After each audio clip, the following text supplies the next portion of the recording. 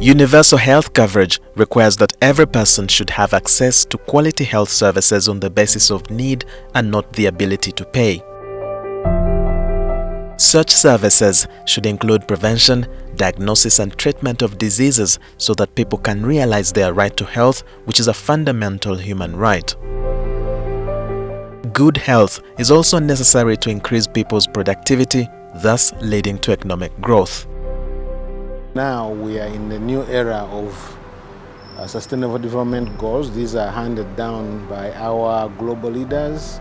Good enough, Ugandan here, and the Honorable Sam Kutesa was the key president of the UN in 2015 when actually the globe leadership decided that they move from Millennium Development Goals previously, which were a set of targets to achieve, to this time look at development in a holistic sense.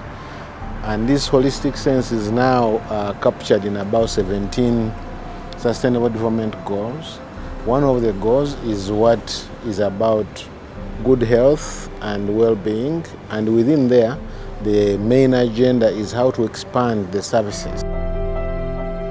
According to the World Health Organization, worldwide, lack of affordable, quality healthcare has continued to keep many people in poverty, and each year, large numbers of households are pushed into poverty because they must pay for healthcare out of their own pockets. Globally, every year, about 100 million people are pushed into poverty due to catastrophic out-of-pocket expenditure on healthcare. In addition, about 30% of households in Africa and Asia have to borrow money or sell their assets to pay for health care.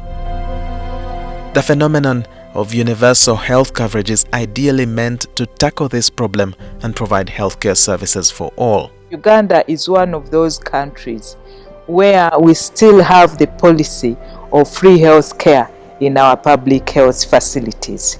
So that alone was a decision taken by government that government finances healthcare service delivery so that everybody can have access to the package of services that is provided by government. Despite providing free health care, we find that the financing for health is not adequate to provide the quality services across the spectrum of the national minimum health care package. It's also a realization that health is not a preserve of those who are doctors or working in the health sector. We needed to mobilize other players in society, whether it is the educators, whether it is people in nutrition and agriculture or road safety, engineers, and of course the communities themselves, to try and look at the roles they need to do within themselves, but also they need to do collaboratively to improve health. Health is closely linked to different sectors, and sectors are encouraged to commit to a multi-sectoral approach to enable them leverage on limited resources. So we've been trying to, first and foremost, make people understand what universal health coverage is, because it's not a very easy concept for everybody to understand. Some people think it's just an issue of providing health insurance, which actually is not. And some people think that it's mainly a health sector issue, and others are not concerned with it. We need actually ideas more than money.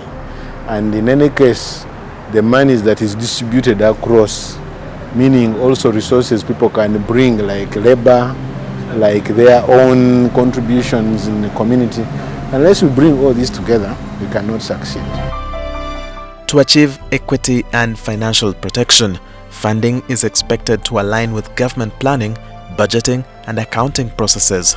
This remains a major area of concern. We might not be receiving what we think is inadequate for health service provision, but we have always at least been among the priority sectors as far as funding for health is concerned. The other strength we have is that the political leadership always advocates for us and listens to our issues. For example, the cry for enhancing the salaries for health workers has been on the ground for some time. And as you are aware, the health sector has been prioritized and there has been a wage enhancement for the health workers. What we now need to do and ensure as health workers is that we show that there is value for this money by ensuring that we reduce on the absenteeism at work, by making sure that our attitudes towards the work is positive, and so that the patients can come and utilize these services. We have had a lot of donor support and willingness to work with the health sector. For example, the construction of the super specialized and the specialized hospitals that is going on is through donor funding and through loans to government, which shows that there is willingness to support and develop the health sector beyond this. 40% of our budget is donor funded. Without the partners really supporting us, we would not be able to make the achievements we have made. Experts advise that governments should endeavor to holistically promote health by emphasizing intersectoral collaborations using the Health in All Policies strategy. If you are going to work collaboratively together, it's important that you have a general idea of, or at least consensus, on what is the main goal or vision that you are trying to achieve as a collective. And also you go away with an idea of, this is the part I need to play. But for me to play this part, I need support from that agency, that agency. We call it interdependencies. Most of these goals cannot be achieved by working in isolation. We have been able to do that, and we are still in the process of trying to cost some of those interventions, as well as making sure that these interventions are now going to get into the National Development Plan 3, but also into the sector development plans and the local government development plans, as well as plans of other development partners, civil society organizations, and the private sector that are really contributing to this. There is need for homegrown solutions to the problems that have hindered the achievement of universal health coverage in some countries. Such problems include the high population growth and small tax base. Evidence is not what we researchers provide. It's what all contributors bring to the table, because I may know something about the science. Other one may know what actually works in their village. Others will know what works in their household, what works in their faith, what works in other profession. If we bring that together, we are likely to get solutions that we are able to implement. We have the expertise because of the training of the staff, but they need the contribution of other partners. And maybe more importantly, the community itself, for whom we are working to improve their health. We get information from the communities and from the hospitals. And so that is a concerted effort. The academia will generate the evidence, but then those who implement, who do the programs and the policy and implement these programs on the ground,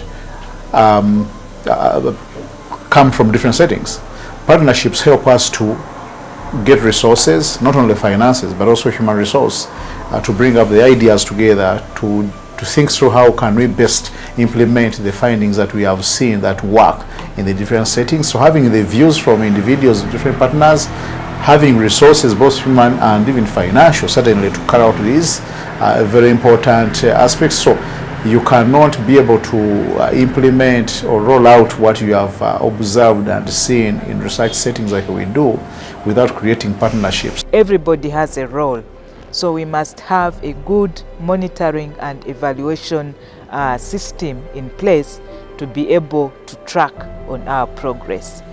And lastly, you must invest in health.